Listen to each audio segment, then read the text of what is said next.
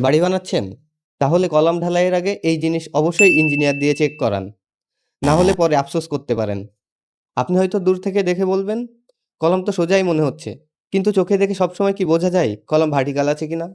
কলমের শাটারিং যদি সামান্য নড়ে যায়, মাপ ভুল হয়, তাহলে ঢালাইয়ের পরে কলমের অবস্থানেও সমস্যা হতে পারে। আজকে হয়তো আপনি সেটা বুঝবেন না। কিন্তু পরে যখন বিম বসবে, অল হবে, প্লাস্টার হবে, পুরো স্ট্রাকচার দাঁড়াবে, তখন সমস্যাটা আরো জটিল হয়ে যেতে পারে। আর তখন যদি বলেন, এখন ঠিক করে দেন, কংক্রিট হয়ে যাওয়ার পরে সেটা আগের মতো সহজে ঠিক করা যায় না। তাই কলাম ঢালাইয়ের আগে শুধু কন্ট্রাক্টরের কথায় সব ঠিক আছে বলে ছেড়ে দেবেন না। তাই একজন দক্ষ ইঞ্জিনিয়ার দিয়ে কলমের ভার্টিক্যাল, অ্যালাইনমেন্ট এবং শাটারিং ঢালাইয়ের আগে চেক করিয়ে নিন।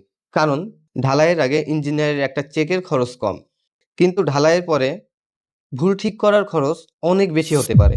তাই কনস্ট্রাকশনের গুরুত্বপূর্ণ সিদ্ধান্তও আপনাকে নিতে হবে।